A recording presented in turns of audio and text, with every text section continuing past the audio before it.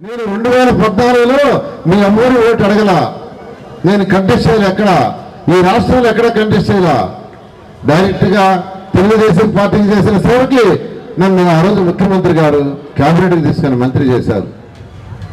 అయితే నెల్లూరులో పుట్టి పెరిగా, నెల్లూరులో ఒక పేద కుటుంబంలో పుట్టి పెరిగా.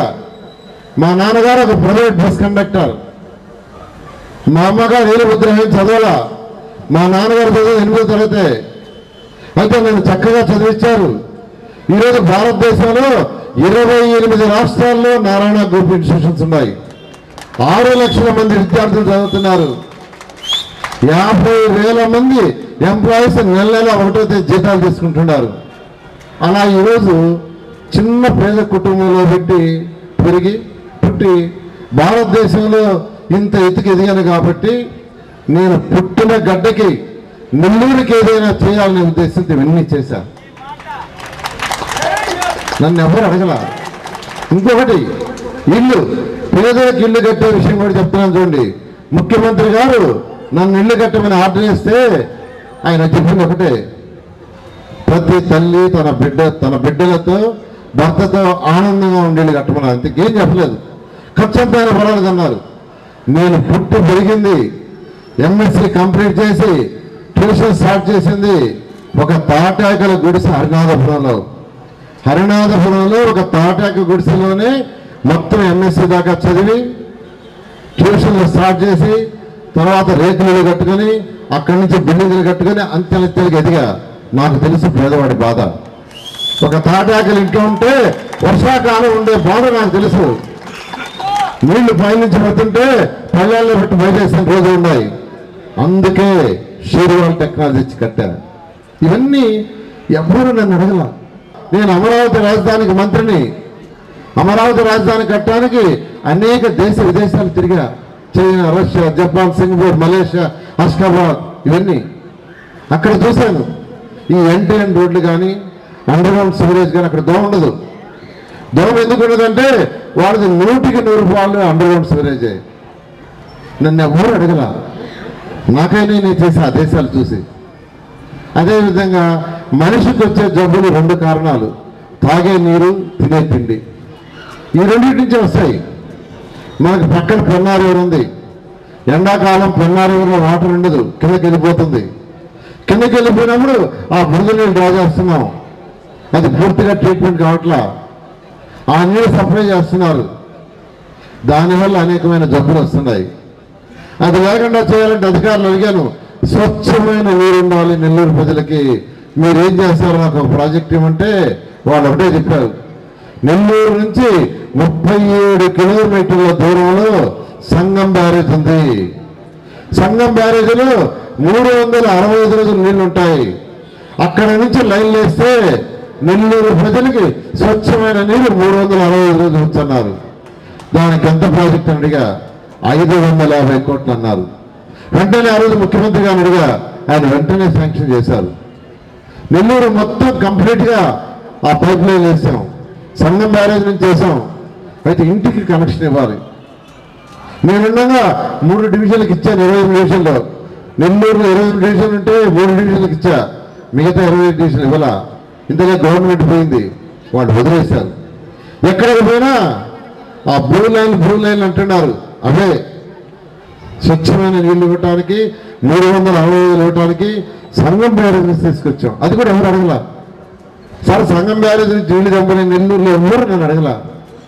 నాకే నేనే చేశాను. అదేవిధంగా నిరుపేదలకు ఇల్లు కట్టాలని 43,000 ఇల్లు శాంక్షన్ చేశారు. 1, 2 కాదు. టిట్కో ఇల్లు, హై టెక్నాలజీ, షేర్వాల్ టెక్నాలజీ. భారతదేశంలో ఏ రాష్ట్రంలో కూడా ఇంతవరకు టెక్నాలజీ లేదు. ఫస్ట్ మనం చేసాం, మన రాష్ట్రంలో చేసాం. ఈ రాష్ట్రంలో 11 లక్షల ఇల్లు శాంక్షన్ చేసాం. నెల్లూరుకి 43,000 ఇల్లు శాంక్షన్ చేసాం. బ్రహ్మాండంగా కట్టాం, హై క్వాలిటీ. కానీ వాటిని నాశనం చేశారు. 2,250 కోట్లు దానికి ఖర్చు పెట్టింది. ఆ ప్రాజెక్టు 2,250 కోట్లు అంతా ఇంత కాదు. నిజంగా ఇవన్నీ చేస్తుంటే నెల్లూరు సిటీలో ఉన్న ప్రతి పేద కుటుంబం సంతృప్తి ఉండేది. నేను ఒక విషయం చెప్తున్నాను. నాకు అలాగే ముఖ్యమంత్రిగా ఉన్న నారా చంద్రబాబు నాయుడు ఒక్క మాట చెప్పారు, ప్రతి మహిళ తన భర్తతో పిల్లలతో ఆనందంగా ఉండేలాంటి ఇల్లు కట్టినారని అన్నారు. అంతే, ఎంత ఖర్చైనా పర్వాలా, ప్రతి మహిళ తన భర్తతో పిల్లలతో ఆనందంగా ఉండేట్లు కట్టమని. ఇంకేం చెప్పలేదు ఆయన, బడ్జెట్ కూడా తెలిసారు. అలాంటి ఇల్లు కట్టాం, చక్కటి వర్టిఫైడ్ టైల్స్, ఏ గ్రేడ్, చక్కగా గ్రానైట్ వేసాం.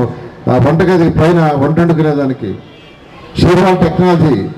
50 ఏళ్ళు మన్నికి ఉంటుంది, 50 ఏళ్ళు చెక్కు చెదరు ఇల్లు.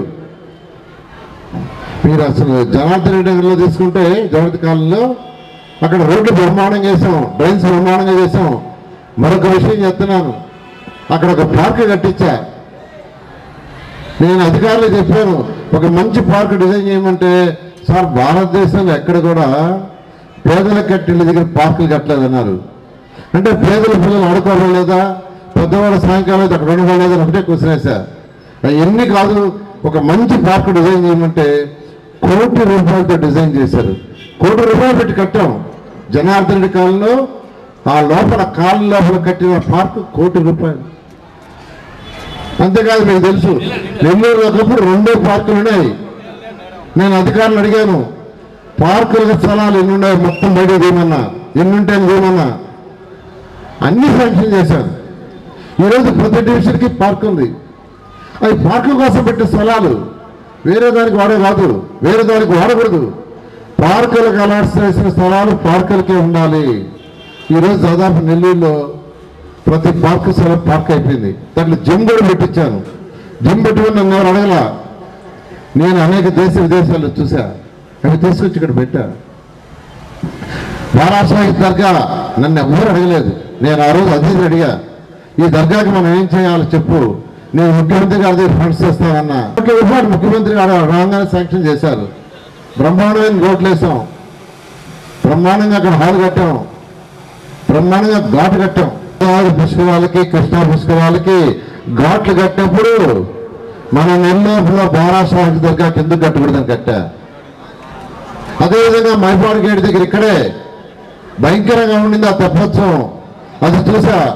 ఆ రోజు అతిథికి చెప్పా, ఇమీడియట్ గా అక్కడ ఘాట్ డిజైన్ చేయమని కట్టించాను. నేను ఎక్కడ ఓటు అడగలా, ఎక్కడ కంటెస్ట్ చేయలా, కానీ బాధ్యతగా పుట్టి పెరిగినందుకు చేశా.